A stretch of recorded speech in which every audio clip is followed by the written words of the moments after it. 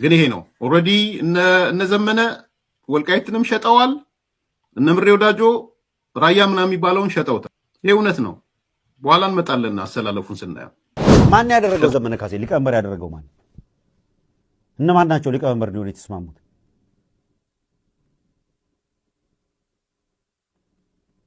ማን ነው ምክትል ተቀዳሚ ምክትል አርበኛ መከታውን ያደረገው?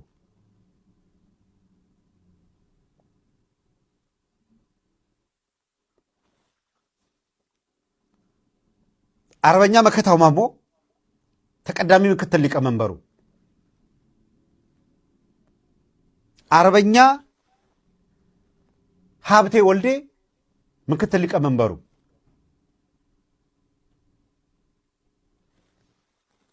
ወታደራዊ አዛዡ ጀነራል ተፈራ፣ ጥራና ዘርዘር ሌሎቹ በሙሉ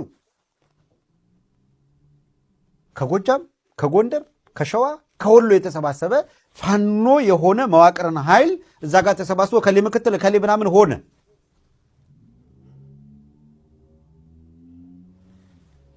ይመጣና ወልቃይትን ዘመነ ሊሸጠው ነው ይሏል። አርበኛ መከታው የለም። እሺ በቃ እንመንና እንዳላችሁት እንመንና ሊሸጠው ነው እንበለና ከዛ አርበኛ መከታው የለም ተቀዳሚ ምክትል ሊቀመንበር ነው። ሰላም እንዴት አላችሁ? ውድ ቤተሰቦቻችን ዘኢትዮጵያ ቻናላችንን እየተከታተላችሁ ትገኛላችሁ። በወቅታዊ ፕሮግራማችን ዳግም ተመልሰን መተናል። ከእናንተ ጋር ቆይታ ለማድረግ የሚያስችሉንን የተለያዩ ቪዲዮዎችም እንዲሁ አዘጋጅተን ይዘንላችሁ ቀርበናል። እስከ ፕሮግራማችን ፍጻሜ ድረስ አብራችሁን ትቆዩ ዘንድ ያክብሮት ግብዣችን ነው። ቻናላችንን ሰብስክራይብ ማድረግ፣ የደወል ምልክቱን መጫን፣ ቪዲዮቻችንን ሼር እና ላይክ በማድረግ ደግሞ ከኛ ጋር ትሆኑ ዘንድ በአክብሮት እንጠይቃችኋለን። አስቀድመን ግን ለምታደርጉት የትኛውም አይነት ትብብር እጅግ አድርገን ከፍተኛ ምስጋናችንን ወደ እናንተ ለማድረስ እንወዳለን። በዛሬው ፕሮግራማችን ሰሞኑን በጣም በትኩረት እየተነሱ ያሉ ጉዳዮችን ለማነሳሳት እንሞክራለን። የወልቃይት አካባቢ የሚሰሙ ነገሮች በርካታ ነገሮች እንዳሉ እናውቃለን። ከዚህ ጋር ተያይዞ ፋኖ ወልቃይትን ሽጦታል አልሸጠውም የሚል ክርክር በልሂቃኑ ዘንድ ወይ በሚዲያ ላይ በሚሰሩ ሰዎች ዘንድ በጣም መነጋገሪያ እየሆነ ነው። እነዚህን ሁኔታዎች አስመልክቶ የምናነሳቸው ነገሮች ይኖሩናል።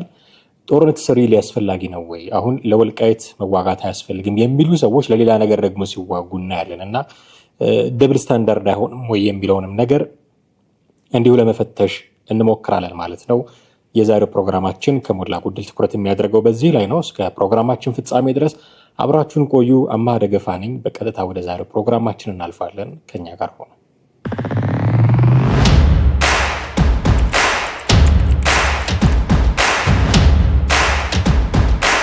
እንግዲህ በመግቢያ ላይ ለማለት እንደሞከርኩት በወልቃይት አካባቢ የተሰማው ጠለምት፣ እንደዚህ ራያም አካባቢ እንዲሁ ኦን ኤንድ ኦፍ የሆኑ ነገሮች አሉ፣ የሚሰሙ ነገሮች አሉ። እንደውም ዛሬ ማለዳ ላይ የሰማነው ዜና በሌሊት ላይ በአዲግራትና በአድዋ ከተሞች መካከል የምትገኝ እንትጮ የምትባል አነስተኛ ከተማ አለች። እዛ አካባቢ የድሮን ጥቃት እንደተፈጸመም እንዲሁ የሚገልጹ መረጃዎችን አንብበናል። የተረጋገጡ የቁጥሮች ፊገሮች ባይኖሩም የሰው ሕይወት ማለፉን ንብረት መውደሙንም እንዲሁ የሚገልጹ መረጃዎች በማለዳ ላይ ስንሰማ ነበረ። ስለዚህ ነገርየው አሁን ትንሽ ትኩረት የሚስብ ነገር እየሆነ ነው ማለት ነው እና የምንፈራው ጦርነት የህወሓትና የፌዴራል መንግስቱ ጦርነት ዳግም ሊጀመር ይሆን ወይ? አሁን ምናልባት ውጊያዎች አሉ፣ የተኩስ ልውጦች አሉ፣ ግን የፉል ስኬል በሚባል ደረጃ ያለው ጦርነት የለም። እንዳይጀመር ነው የምንመኘው እኛ። አይዊሽ ስለ ጦርነት ባናወራ ባንዘግብ፣ እንዲህ አይነት ነገሮች ባናነሳ። ስለዚህ ግን ስጋቶች አሉ፣ የተኩስ ልውጦች አሉ። በጣም በርካታ አካላት ይሄ ጉዳይ ሊታሰብበት ይገባል የሚሉ የየራሳቸውንም ደግሞ ወገን የያዙ ጽንፍ የያዙ ሰዎች በርካታ ሀሳብ የሚሰጡበት ጉዳይ ሆኖ ነው የምናገኘው እና ግን እንትጮ አካባቢ እንዲህም ምንድነው የድሮን ጥቃት መድረሱን ተከትሎ ነገርየው አሁን ትንሽ ከፍ ወዳለ ደረጃ እየመጣ ያለ ይመስላል። ዋና መነሻው የሰሞኑ ነገር መነሻው ዋናው ምንድን ነው? ጠለምት አካባቢ ህወሓት ትንኮሳ አደረገ የሚል ነው። ለዚህ ትንኮሳ ተባባሪ ናቸው የሚባሉ ደግሞ የፋኖ ሰዎች አሉ። ሽጠውታል ወልቃይትን፣ ዘመነ ካሴ ወልቃይትን ሽጦታል፣ ምሬ ወዳጆ ራያን ሽጦታል የሚል ክስ የሚያቀርቡ ሰዎች አሉ። ኤርሚያስ ለገሰ ከነዚህ መካከል አንዱ ነው። ኤርሚያስ ምንድን ነው በዚህ ደረጃ ያለው መረጃ የሚለውን ጥቂት ሰምተን እንመለስና አንዳንድ ጉዳዮችን እናነሳለን። ግን ይሄ ነው ኦልሬዲ እነ ዘመነ ወልቃይትንም ሸጠዋል። እነ ምሬ ወዳጆ ራያ ምናምን የሚባለውን ሸጠውታል። ይሄ እውነት ነው። በኋላ እንመጣለን አሰላለፉን ስናየው። ሸጡት ተስማምተው የአማራ ህዝብ እኔ በግልጽ ልንገራችሁ የአማራ ህዝብ ተስማምቶ አጨብጭቦ ምዕራብ ትግራይ የትግራይ ነው ብሎ ቢሰጥ አብሬ ያጨበጭባል። የአማራ ህዝብ ተስማምቶ አጨብጭቦ ራያም የትግራይ ነው ብሎ ቢሰጥ አብሬ ነው ማጨበጭበው። ይህን ግልጽ እንድትሆኑ ፈልጋለሁ። ያ አይደለም ኮንሴፕቱ። ከጀርባ እነ ዘመነ እነ ምሬ ወዳጆ የተስማሙት አቅም ስለሌለን የሰው ኃይል ስለሌለን ስጡን አሏቸው። የሰው ኃይላቸው እነሱ ቀንሰው ወደዚህ አመጡ ማለት ነው። እንደሰማችሁት እንግዲህ ኤርሚያስ በቃል በቃል የተናገረው ዘመነ ካሴ ወልቃይትን ሽጦታል፣ እነ ዘመነ ካሴ ወልቃይትን ሽጠውታል ብሏል። እነ ምሬ ወዳጆ ደግሞ ራያን ሽጠውታል። በዚህ ያገኙት ጥቅም ምንድነው? ወታደር አግኝተዋል። የነሱ ወታደር ቁጥር ስለቀነሰ ከቲፒኤልኤፍ ወታደር አግኝተዋል፣ ሽጠውታል ብሎ ነው የሚያምነው። ኦኬ፣ ምናልባት ሽጠውታል ማለት እነዚህ ሰዎች ወልቃይትን ራያን ሽጠውታል ማለት እንዲህ ተፈራርሞ ገንዘብ ተቀብሎ ከዚህ በኋላ ይሄ መሬት የናንተ ነው ብሎ የሆነ ድንጋይ ወርውሮ እዛ ድረስ ያለው መሬት መርቅ የላቸዋለሁ ምናምን ብሎ አይደለም። ሽጠውታል ሲባል አሁን ብዙ ጊዜ ለዚህ የሚነሳው ካውንተር አርጊመንት ያፈራርማቸዋል ወይ እናንተ አዋውላቸዋል ወይ ሲሸጡ የሚል ዝም ብሎ ድርቅና የሚመስል ክርክሮች የሚያነሱ አሉ። ሽጠውታል ሲባል አሁን ሽጠውታል እያልኩኝ አይደለም እኔ። ኤርሚያስ ያነሳውን ነገር ግን ኮንቴክስቹዋሊ ለማየት ነው። ሽጠውታል ሲባል ተፈራርመው ገንዘብ ተቀብለው እንደዚህ ያደርገው ሽጠውታል ማለት ላይሆን ይችላል። ሽጠውታል ማለት ከእንግዲህ ወልቃይትንም ደግሞ ራያንም አንፈልግም ብለዋልም ማለት ላይሆን ይችላል። ምንድነው ታዲያ እያደረጉ ያሉት? ሽጠውታል ማለት ይሄ ወልቃይትን ሽጠውታል የሚለው እሳቤ ምንድነው ሊነግረን የፈለገው? እያስተላለፈ ያለው መልእክት ምንድነው የሚል ጥያቄ ግን ካነሳን እነዚህ ሰዎች ማሳካት ለሚፈልጉት ፍላጎታቸው ወልቃይትንና ራያን ለጊዜውም ቢሆን እጃቸውን ከዛ ላይ በማንሳት ወይ ደግሞ ሁለተኛ፣ ሶስተኛ፣ አራተኛ ጉዳዮቻቸው በማድረግ ተባብረዋል ነው። ሲነሱ እነዚህ ሰዎች ውጊያ ላይ ሲገቡ ከመንግስት ጋር ውጊያ ውስጥ ለመግባት ምናልባት ነምበር 1 ጉዳይ ሊሆን ይችላል፣ ወይ ደግሞ የልዩ ኃይሉን ጉዳይ ስላለ ሁለተኛ ጉዳይ ሆኖ ሊሆን ይችላል። ግን የማይናቅ ቦታ የነበረው ወልቃይት ብረሳሽ ቀኜ ትርሳኝ የሚል ሰልፍ ይደረግበት የነበረ ማይካድራ ላይ የተፈጸመውን ነገር በሙሉ ዳግመኛ እንዳይፈጸም ማድረግ አለብን የሚል ሞቲቭ የተሸከመ እንዲህ አይነት ነገሮች ያጀቡት የቅድሚያ የሚሰጡት ጉዳያቸው ነበረ። ወልቃይት ሲባል ራያ ሲባል የቅድሚያ የሚሰጡት ጉዳይ ነበረ።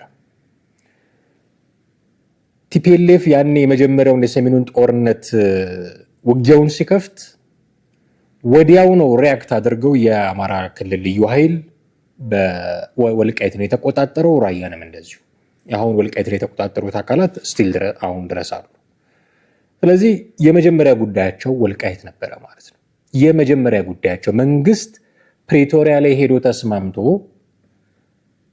ወልቃይትን ለቲፒኤልኤፍ ሊሰጥብን ነው፣ የትግራይ ክልል አካል ሊያደርግብን ነው የሚሉ ኮርፊያዎች ነበሩ። ለዛ ነው እንሳተፍ እኮ ያሉት እነ ዶክተር ደሳለኝ ጫኔ። ውይይቱ ላይ መሳተፍ አለብን፣ አንገብጋቢ መሬቶች አሉን፣ ለቲፒኤልኤፍ ሊሰጥ ይችላል ብለን እንሰጋለን ብለዋል። በነገራችን ላይ የዛ ጦርነት የሰሜኑ ጦርነት መነሻ ወልቃይት አልነበረም አይደለ? የሰሜን ህዝብ መጠቃት ነው የነበረው። በሂደት ግን ወሳኝ ፋክተር ሆኖ ነበረ ወልቃይት። ምክንያቱም ሰሜን ዕዝ አንዴ ተጠቅቷል። ያንን አገግሞ ብዙ እርምጃዎች ወስዶ በ15 ቀን መቀሌ ተገብቶ ብዙ ጉዳዮች አልቀው ነበር። ከዛ ግን ወልቃይት ሜን ፋክተር ሆኖ ነበረ ጦርነት ውስጥ። ስለዚህ ቲፒኤልኤፍ እና የፌዴራሉ መንግስት ፕሪቶሪያ ላይ ለድርድር ሲቀመጡ አልተወከልንም የሚል ጥያቄ ያነሱ ሰዎች አሉ። በአማራው በኩል እነ ዶክተር ደሳለኝ ጫኔ ያኔ መወከል አለብን የሚል ጥያቄ ያነሱ ነበር።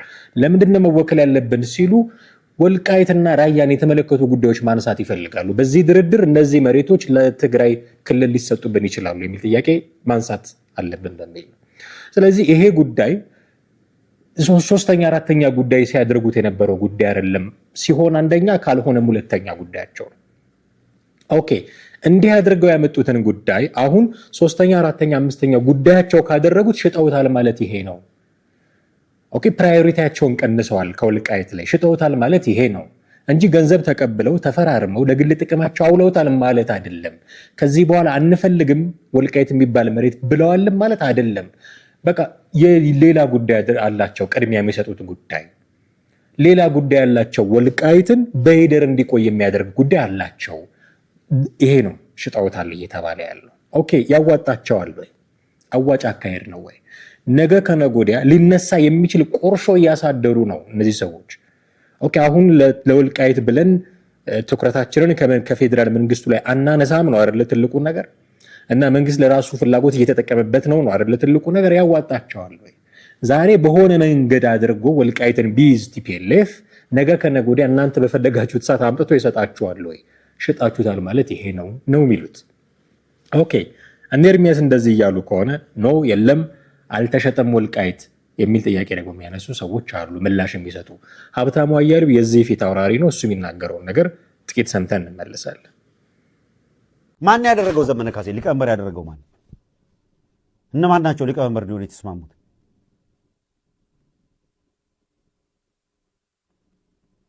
ማን ነው ምክትል ተቀዳሚ ምክትል አርበኛ መከታውን ያደረገው?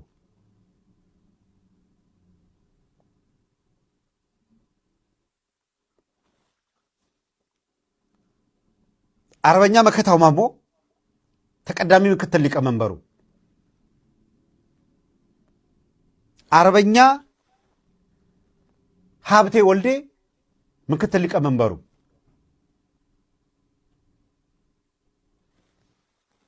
ወታደራዊ አዛዡ ጀነራል ተፈራ፣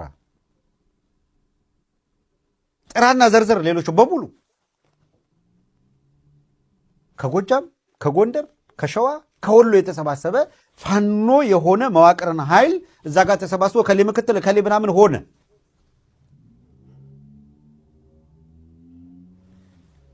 ይመጣና ወልቃይትን ዘመነ ሊሸጠው ነው ይሏል።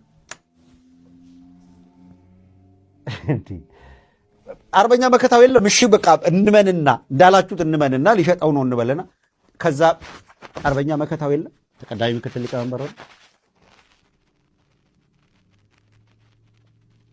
እና አርበኛ ሀብቴ ወልዴ የሉ።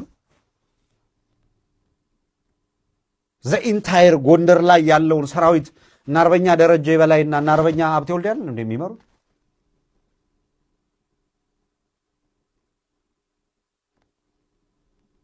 በየት በኩል ፍላጎት ቢኖረው እንኳን በየት በኩል ወልቃይት ላይ ያለውን የተከዜ ዘብ እኮ ኮሎኔል ደመቀ ነው የሚመራው።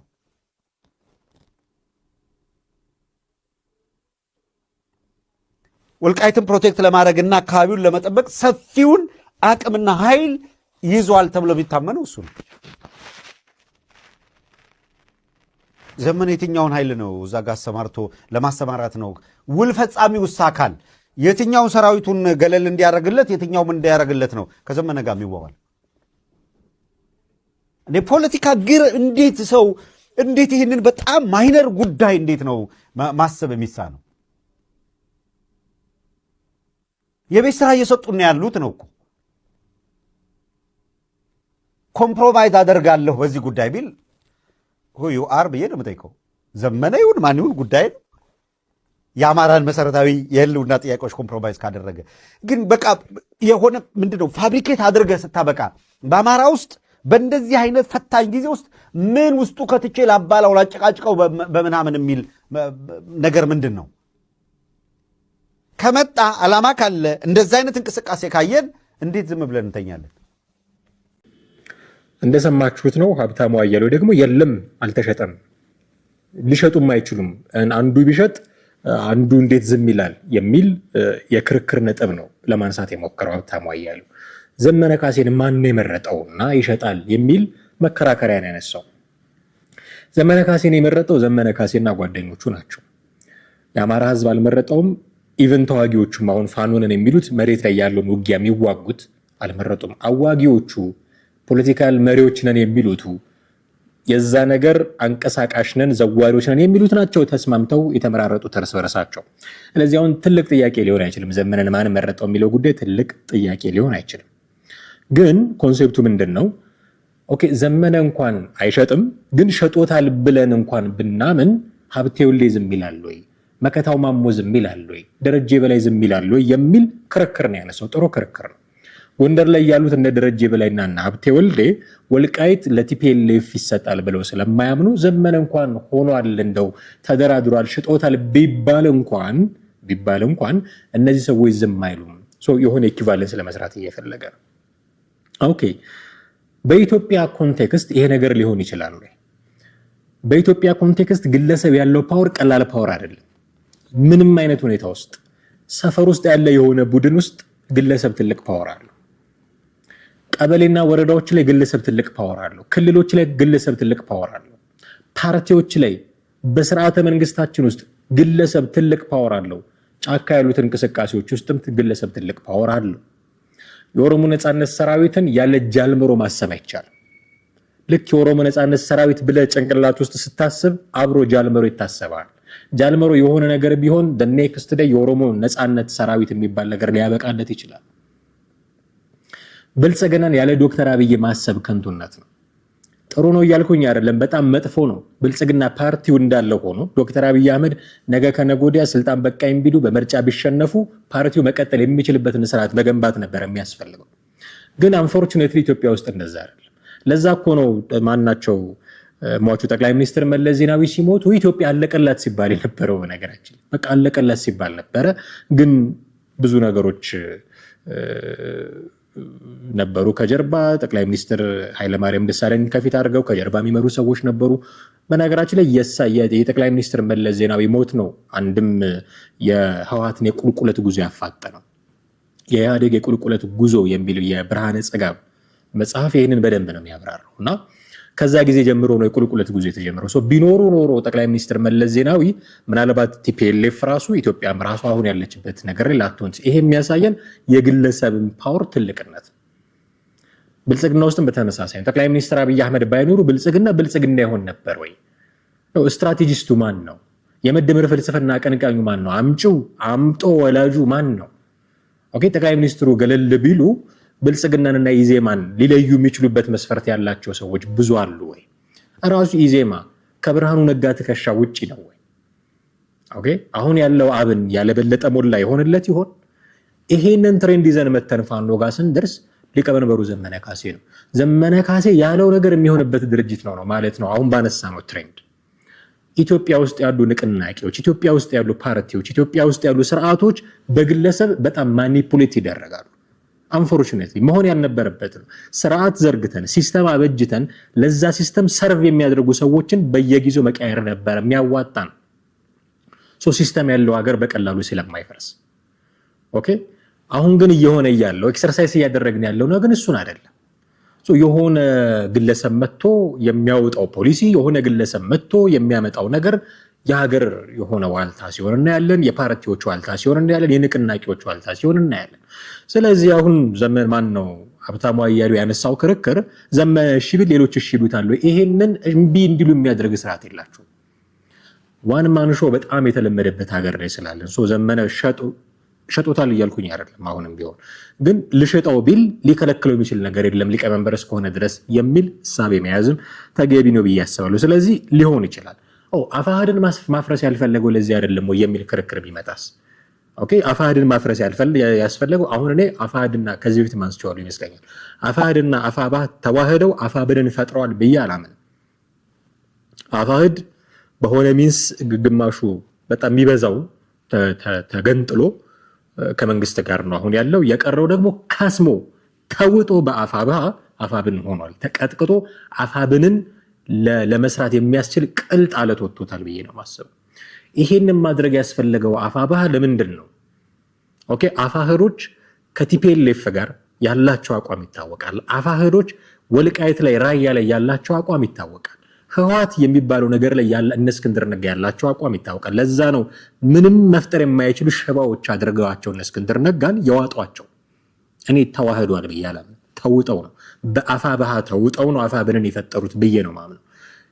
እነ እስክንድር ነጋ ግን ምን አይነት አቋም ነበራቸው? እስክንድር ነጋ ስለ ቲፒኤልኤፍ የነበረው አቋም ምንድን ነው የሚለውን ከዚህ በፊት አሁን የምንሰማቸው ነገሮች ከመፈጠራቸው በፊት ይሄ ፋኖ ተጠናክሯል ሰልጥኗል የሚሉ ነገሮች ከመምጣታቸው በፊት ያራምድ የነበረው አቋም አለ እስክንድር ነጋ። እሱን ጥቂት ብንሰማ አሁን ያሉትን ምስሎች ግልጽ ያደርግልናል ብዬ አስባለሁ። ጥቂት ሰምተን እንመለስ። እሱ የተለያየ መረጃ ያገኛሉ፣ የጦር መረጃ ያገኛሉ። በአራተኛ ደረጃ ያስቀመጡት ዳግም ጦርነት ለማድረግ ህወሓት እየተዘጋጀ ነው ብለዋል። እኔ ብቻ አይደለሁም ይሄን ብለው ቅድም ብያለሁ። እናንተ እኮ መላምት ነው፣ እንደውም ጦረኞች ስለሆናችሁ ነው እንደዚህ የምትሉት ስንባል ነው የቆየ ነው። ከእስር ቤት ከወጣን በኋላ መዘጋጀት አለብን፣ መጠንቀቅ አለብን፣ መሰልጠን አለብን ስንል እነዚህ ጦርነት እየቀሰቀሱ ነው፣ ጦርነቱ እንዲቆም አይፈልጉም። በዛ በኩል ዝግጅት አለ፣ ስለዚህ በዚህ በኩል ዝግጅት መደረግ አለበት ስንል እነዚህ ጦረኞች ሆነዋል። ሰላማዊ ትግል ሲሉ የነበሩት ውሸታቸውን ነው ስንባል ነበር። አሁን ጀነራል ተፈራ ማሞ እኛ ስንል የነበረውን አረጋግጠዋል። ስለዚህ በዛ በኩል ዝግጅት አለ፣ በዚህ በኩል ዝግጅት መደረግ አለበት ማለት ነው። ይሄ በአንድ በኩል ነው የነገርኳችሁ። የሚጠብቀውን ፈተና የሚጠብቀንን ፈተና በአንድ በኩል ያለው ነው፣ ሰሜን ግንባር የምንለው ነው። አንድነቱን ለመናድ ኢትዮጵያን ለመናድ ብልጽግናን አይደለም ህወሓት የሚፈልገው፣ መንግስት ለመለወጥ አይደለም የሚመጣው። ስለዚህ አልፎን ከዚህ አዲስ አበባን የሚይዝ ከሆነ በ83 እንዳደረገው በ83 ደርግን አውርዶ ራሱን ስልጣን ላይ ያስቀምጧል። አሁን በለስ ነቅቶት አዲስ አበባን ቢይዝ ብልጽግናን አውርዶ በህወሓት የሚመራ መንግስት ለማቆም አይደለም ህወሓት እየተንቀሳቀሰ ያለው፣ ኢትዮጵያን ለመናድ ነው። ማለትም አዲስ ትግራይን ብቻ ሳይሆን ቢያንስ ኦሮሚያ እንደ ሀገር ላይ የምትፈጠርበትን መቋጫ ለዛ ነው የሚታገለው። ኢትዮጵያን ለማፍረስ ነው። ትግራይ የምትባል ሀገር እንድትፈጠር፣ አማራ የሚባል ሀገር እንዲፈጠር፣ ኦሮሚያ የምትባል ሀገር እንድትፈጠር ሌላውን አያውቀውም። ሶስቱ ላይ እንትን ብሏል። ግን በሌላ በኩል ከሱ ጋር ቅንጅት ያደረገ በደቡብ በኩል ሸኔ የሚባል አለ። ቅድም ስንታየው ጠቅሶታል። ይሄ ደግሞ ምንድን ነው የሚፈልገው? ይሄ ደግሞ መደበኛ ሰራዊት ጋር የሚዋጋ አይደለም። ትግሉ ከሰራዊት ጋር አይደለም፣ ወታደር ጋር አይደለም የሚዋጋው። ይሄ ትግሉ ከሲቪሎች ልክ እንደናንተ ምንም ያልታጠቀ መሳሪያ ያልያዘ ሰው ጋር ነው። ህፃን አይልም፣ ሴት አይልም፣ አረጋዊን አይልም። አማራ እስከሆነ ብቻ ህፃንም ቢሆን ገና አንድ ፍሬ ልጅ የሚገድል የፈሪ ሰራዊት ነው። ኦነግ ሸኔ ማለት የፈሪ ሰራዊት ነው። ፈሪ ነው ህፃን ልጅ የሚገድለው፣ ሴትን የሚገድለው፣ አረጋዊን የሚገድለው። እሱ ደግሞ በደቡብ በኩል ሌላ የከፈተው ጦርነት አለበት። ኦኬ፣ እንደሰማችሁት ነው። እስክንድር ነጋ ህወሓት ዝግጅት ያደርጋል ለሌላ ጦርነት፣ ስለዚህ ልንዘጋጅለት ይገባል የሚል አቋም የነበረው ሰው ነው። እንደሰማችሁት እነሱ እየተዘጋጁ ነው፣ እኛም መዘጋጀት አለብን። ህወሓት ላይ ያለው አቋም እስክንድር ነጋ በጣም ግልጽ ነው። ከነሱ ጋር አብሮ መስራት ሲኦል እንደ መግባት የሚቆጠር ሰው ነው። ከነሱ ጋር አብሮ መስራትን ኢትዮጵያንም የአማራንም ህዝብ እንደ መካድ የሚቆጠር ሰው ነው። ከቲፒኤልኤፍ ጋር የሚኖር የጋራ ግንኙነት ፈጽሞ የሚፈልግ ሰው አይደለም። እስክንድር ነጋ ደግሞ የአፋሕድ መሪ ነበር። ለዛ ነው የአፋሕድን ፍላጎቶቹን ማስፈጸም የማይችል አቅመቢስ ድርጅት አድርገውት ዋጦት ብዬ የማምነው ለዛ ነው። አፋባዎች ከዛ በኋላ ነው አፋብን የተፈጠረው። ግን እንደሰማችሁት የገረመኝ ነገር እዚህ የእስክንድር ነጋ ትንታኔ ላይ ህወሓት የሚፈልገው ብልጽግናን አይደለም ነው የሚለው። በደንብ ሰምታችሁታል ብዬ አስባለሁ። የሚፈልገው ብልጽግናን አይደለም፣ ኢትዮጵያን ነው የሚፈልገው። ከዛ ትግራይ ሊገነጥል ይፈልጋል። የተገነጠለች ኦሮሚያና የተገነጠለ አማራ ክልል ነው የሚፈልገው። የሱ ጠላት ብልጽግና አይደለም ኢንታየር ኢትዮጵያ ነው የሚለው። ኦኬ፣ በዚህ አካሄድ ፋኖ ከቲፒኤልኤፍ ጋር የጋራ ጠላት የለውም ማለት ነው።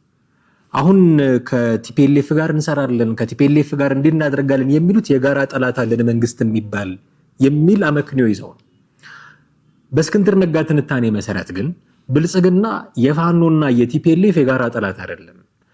ቲፒኤልኤፍ የሚፈልገው ብልጽግናን አይደለም፣ አስቻይ ሁኔታዎች መፍጠር ይፈልጋል፣ ኢትዮጵያን መበተን ይፈልጋል ነው የሚለው። ኦኬ ቲፒኤልኤፍ እና ፋኖ የጋራ ጠላት ሳይኖራቸው ብልጽግና የሚባል የጋራ ጠላት ሳይኖራቸው እንዴት አብረው ይሰራሉ የሚል ጥያቄ ከዚህ ተነስተን ልናነሳ እንችላለን። ከዚህ በተቃራኒ ግን ጉዳዩ ብልጽግና ካልሆነ የቲፒኤልኤፍ አማራ ክልልን አንዳች ነገር ማድረግ ከሆነ እስክንድር ነጋ እንደሚለው የህልውና ስጋት ነው ማለት ነው ለአማራ ቲፒኤልኤፍ። አሁን የምትታገሉትን ትግል ፋኖች የህልውና ትግል ነው የምትሉት። አሁን ባለው ስርዓተ መንግስት መሰረት የህልውና ስጋት ስላለብን የህልውና ትግል እያደረግን ነው የምትሉት። በእስክንድር ነጋ ትንታኔ መሰረት ደግሞ ቲፒኤልኤፍ የአማራ የህልውና ስጋት ነው። የህልውና ስጋት ከሆነ አካል ጋር እንዴት አብረህ ትሰራለህ? እንዴት አሊያንስ ትፈጥራለህ ነው የብዙዎቹ ጥያቄ። ይሄ ነው ብዙ ልንፈላሰፍበት የሚያስፈልግ ጉዳይ አይደለም። በነገራችን ይሄ ነው ትልቁ ጥያቄ። ስለዚህ እንዴት አብሮ ትሰራለህ ከቲፒኤልኤፍ ጋር? እንዴት ወልቃይትን ልትሸጥለት ትችላለህ? ሸጠሲን ኢኔሴንስ መጀመሪያ እንዳነሳ ነው። እንዴት አራተኛ፣ አምስተኛ፣ ስድስተኛ ጉዳይ ታደርገዋለህ? ወልቃይትን በያዘ በማግስቱ ወልቃይትን ይዞ ሊገነጠል የሚችል አካል ነው እያለን ነው። ኦሮሚያንም ለዚህ ሊገነጥላት ይችላል። አማራም የተገነጠለ ክልል እንዲሆን ሊፈልግ ይችላል። አማራ ከተገነጠለ አሁን በቲፒኤልኤፍ ስትራቴጂ መሰረት አማራም ትግራይም የሚገነጠሉ ከሆነ ቲፒኤልኤፍ የሚገነጠለው ወልቃይትን ይዞ ነው። ወልቃይት የሌለችው አማራ ነው ወይ? ጥያቄ ማንሳት ያስፈልጋል። ስለዚህ የህልውና ስጋት ነው ማለት ነው። ቲፒኤልኤፍ አሁን ለፋኖ ለሚያደርገው ትግል ከህልውና ስጋት አልተላቀቅልም ለሚለው ፋኖ የህልውና ስጋቱ ነው ማለት ነው የቲፒኤልኤፍ አካሄድ። ስለዚህ የቲፒኤልኤፍ አካሄድ የህልውና ስጋት ከሆነ የህልውና ስጋት ምንጭ ከሆነው አካል ጋር እንዴት አብረህ ትሰራለህ? ይሄ ነው የብዙዎቹ ጥያቄ። ኦኬ መሳይ መኮንን የሚያነሳው ነገር አለ። ለወልቃይት ብሎ መሞት ከዚህ በኋላ አያስፈልግም የሚል ነገር አንስቷል። ጥቂት እንስማው። በባዶ ሜዳ እያማነው እንዳይሆን የተናገረውን ነገር እንስማ ብዬ አሁን ሰሞኑን የተጀመረው የጠለምት ብሎ ራያን እንደዚሁም ወደ ወልቃይት አማትሯል ብሎ በብልጽግና መንደር አታሞ እየተመታ ነው ያለው። ወዴት ሊያመራ ይችላል? አጀንዳውን እግር በእግር እየተከታተሉ እንደው ሽባ ማድረግ ያስፈልጋል። ምክንያቱም አብይ አህመድ እድሜ ማራዘሚያ አድርጎ ሊጠቀመው እንደሚችል ምንም ጥርጥር የለውም። በእንደዚህ አይነት ሰው ተደጋጋሚ በሆነ አንድ አይነት ተራ ብልጠት እየተታለለ የአማራ ህዝብ ሆነ የትግራይ ህዝብ ልጆቹን መገበር የለበትም። ከዚህ በኋላ በአብይ ምክንያት የሚሞት አንድ የትግራይም ሆነ የአማራ ወጣት ሊኖር አይገባም። እዚህ ላይ ነው ሁለቱም ህዝቦች እንደው ተስማምተው የጋራ ጠላታቸው የሆነ ሁለቱንም ገፍትሮ ከመሃል አስወጣለሁ ብሎ በትክክልም ያደረገ። በአሁን ሰዓት የትግራይ ተወላጆች እኮ በአዲስ አበባ ባይተዋር ሆነዋል። ንብረቶቻቸው እየተወሰዱ ነው። እዛ በእኛ መልካም ፍቃድ ነው ብለዋል። እና አዳነች አቤቤ እኛ ስንፈቅድላችሁ ነው የምትኖሩት ብለዋል። ከፈለጋችሁ ሂዱ ተገንጠሉ ብለዋል። ይህንንም ያሉት አብዛኞቹ እንደው ሙሉ በሙሉ የብልጽግና የኦሮሞ ተወላጆች ናቸው። እነ ብርሃኑ ጁላ ናቸው ሂዱና ተገንጠሉ ያሉት። ስለዚህ አውቀውታል ምን እንደመጣ፣ ምን አይነት ስርዓት 4 ኪሎ እንደተቀመጠ ያውቃሉና ከዚህ በኋላ በዚህ አይነት መልኩ ለአብይ የሚመች የፖለቲካ አካሄድ ወይም ደግሞ ቁማሩን የሚበሉበት ሁኔታ እንደማይኖር ተስፋ እናደርጋለን። ኦኬ እንደሰማችሁት ነው። ለወልቃይት ብሎ መሞት እኔ መሳይ መኮንን እንደዚህ አይነት ወርቅ ንግግር ተናግሮ አያውቅም። ለወልቃይት ብሎ የትግራይም ወጣት የአማራም ወጣት መሞት የለበትም። በነገራችን ላይ ጋይስ ለወልቃይት ብሎ የሞተ የሁለቱም ክልል ሰው መጨረሻ ላይ የሚፈልገውን አያገኝም። ምናልባት የፋኖች የሚሞቱት ለወልቃይት ብለው ከሞቱ የሚሞቱት ወልቃይትን የአማራ ለማድረግ ነው። የቲፒኤልኤፍ ሰዎች ከሞቱ የሚሞቱት ወልቃይትን የትግራይ ለማድረግ ነው። ይሄ ነው አይደለ? ጉዳዩ ይታወቃል። ምናልባት ራሷን የቻለች ክልል ልትሆን ትችላለች ወልቃይት። ስለዚህ ከጎጃም ተነስተ ሄደ ለወልቃይት ስትሞት ራሷን የቻለች ክልል ሆና ልታበቃ የምትችል ያ ፖቴንሻል ያላትን አካባቢ ለማዳን ነው የምትሄደው። አንደኛ። ሁለተኛ ነገ ከነገ ወዲያ ህገ መንግስት ሊቀየር ይችላል። የአማራ፣ የትግራይ፣ የኦሮሞ፣ የጉራጌ፣ የደቡብ ምናምን የሚባሉ ጉዳዮች ሊቀሩ ይችላሉ ህገ መንግስት ቢቀየር። እንደምታውቁት ሀገራዊ ምክክር ኮሚሽን ላይ ከሚነሱ ጥያቄዎች መካከል አንዱ ይሄ ነው። ስለዚህ ህገ መንግስት ሊቀየር ይችላል። ክልሎች ላይኖሩ ይችላሉ። ወይ ደግሞ ያሉት ክልሎች እንደዚህ በድንበር ወይ በብሔር ምናምን አይደለም ወሰናቸውን የሚያዩት ሊሆን ይችላል። በቋንቋ ምናምን ላይሆን ይችላል። ጂኦግራፊካሊ ሊሆን ይችላል። ስለዚህ ጂኦግራፊካሊ ሲታይ ወልቃይት ወደ የትኛው ቢሆን ጥሩ ነው የሚል አከላለል ሊኖር ይችላል። ስለዚህ ነገ ከነገ ወዲያ ያንተ ላይሆን ይችላል ወልቃይት፣ የትግራይም የአማራም ላይሆን ይችላል። ይሄ ፖቴንሻል ስላለ ለወልቃይት መሞት ማለት በከንቱ መሞት ማለት ሊሆን ይችላል አንዳንድ ጊዜ። ስለዚህ አትሙቱ፣ ለወልቃይት አትሙቱ፣ በከንቱ አትሙቱ እያለ ነው መሳይ መኮንን። በጣም ወርቅ ንግግር። ለወልቃይት መሞት ማለት አንዳንድ ጊዜ ለዘመነ ካሴ ፍላጎት መሞት ማለት ሊሆን ይችላል። ለወልቃይት መሞት ማለት አንዳንድ ጊዜ ለደብረ ጽዮን ፍላጎት መሞት ማለት ሊሆን ይችላል። ስለዚህ ለደብረ ጽዮን አትሙቱ፣ ለዘመነ ካሴ አትሙቱ፣ ለኮሎኔል ደመቀ ዘውዱ አትሙቱ፣ ለጀነራል ምግብ አትሙቱ እንደማለት ነው። ለወልቃይት አትሙቱ ማለት የመሳይ መኮንን ንግግር በጣም ወርቅ የሆነ ንግግር። በዚህ ደረጃ ጥሩ ነገር ተናግሮ ያውቅ የሆነ መሳይ መኮንን እርግጠኛ አይደለሁም። በጣም ወርቅ የሆነ ለወልቃይት ብላችሁ አትሙቱ። በቃ እንደው ይሄንን ሞቲቭ አድርገው እንደ ስሎጋን አድርገው እንደ መፈክር ጽፈው ሁሉም ሰው ቢወጡ እንዴት ጥሩ ነው። ሁለቱም ወገን ለወልቃይት ብሎ መሞቱን ማብቃት አለበት። እኛ ሀገር እስከ መቼ ድረስ ነው ችግሮቻችንን በጦርነት ብቻ የምንፈታው? እንዴ በጣም እንመጻደቅ የለ እንዴ? ችግር መፍቻዎች በጣም ብዙ ነገሮች አሉን እያለን እንመጻደቃለን እኮ። ደግሞ አሳይተናል። የሰሜኑን ጦርነት በድርድር ነው የፈታ ነው። አፍተሮል አይደለ? ፕሪቶሪያ ላይ ያለቀው አልቆ በኋላም ቢሆን የገባቸው መሪዎቻችን፣ በኋላም ቢሆን የተገነዘቡት መሪዎቻችን የሞተው ከሞተ በኋላ በድርድር ነው ያበቃው ጉዳዩ። ወልቃይትም ላይ ጦርነት ቢመጣ በጣም እርግጠኛ ሆነን መናገር የምንችለው ነገር በድርድር ነው የሚያልቀው። በድርድር ለሚያልቅ ነገር ሰው ከሞተ በኋላ ለምን ትደራደራለህ? ሳይሞት አትደራደርም እንዴ? ጦርነት ከተጀመረ በኋላ የሚመጣ ድርድር እንዳለ ካወቅን ጦርነቱ ሳይመጣ ለምን አንደራደርም? ለምንድን ነው ቁማር ውስጥ የምንገባው? ለምንድን ነው ለወልቃይት መሞትን ግዴታ የምናደርገው? ለምንድን ነው እየተነሳን ችግሮቻችንን በሙሉ በጦርነት የምንፈታው? ኦኬ መቆም አለበት። ለወልቃይት ብሎ መሞት መቆም አለበት። በጣም ትክክለኛ ሀሳብ ነው መሳይ መኮንን። ግን ጥያቄ ደግሞ ማንሳት አለብን። ኦኬ በጣም ጥሩ ነው፣ ለወልቃይት ተብሎ መሞት አይገባም። ለ4 ኪሎ ተብሎስ መሞት ይገባል? ይህን ጥያቄ ስትጠይቁት ምናልባት ነርቨስ ሊሆን እንደሚችል እርግጠኛ ነኝ። ለወልቃይት አትሙቱ የሚላቸውን ወጣቶች ለ4 ኪሎ ግን ሙቱ እያለ የሚቀሰቅስ ሰው ነው መሳይ መኮንን። ይሄ ደብል ስታንዳርድ ነው። ወልቃይት ሲሆን ችግር የለውም አትሙቱ በቃ ምንም። 4 ኪሎ ሲሆን ነብሳቸውን ይገብሩ። አንተ የማትገብረውን ነብስ ለ4 ኪሎ ለምንድን ነው የምትገብረው? የ4 ኪሎም ጉዳይ በድርድር እንደሚያበቃ ሳይታለም የተፈታ ነው። አይተናል ጅምሮች እና ማስረሻ ሰጤ በድርድር ነው የገቡት። ምናልባት ይረፍድ ይሆናል፣ ቀን ይዘገይ ይሆናል እንጂ እነ ዘመነ ካሴ መደራደራቸው አይቀርም፣ እነ እስክንድር ነጋ መደራደራቸው አይቀርም። ሁሉም ውጊያ በድርድር ነው የሚያበቃው። ኦኬ ተዋግታችሁ ስታበቁ የምትደራደሩትን ድርድር ከውጊያ በፊት አድርጉት ነው በቃ።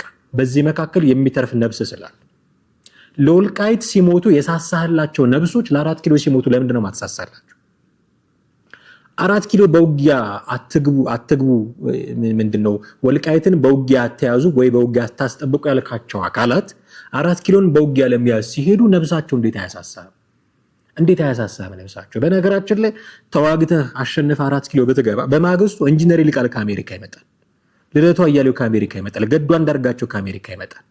ሁሉም ከአሜሪካ መጥተው ስልጣን ለመያዝ ነው የሚሯሯጡት። እዚህ በሞቱት ወጣቶች፣ እዚህ በሞቱት ፋኖች ማለት ነው።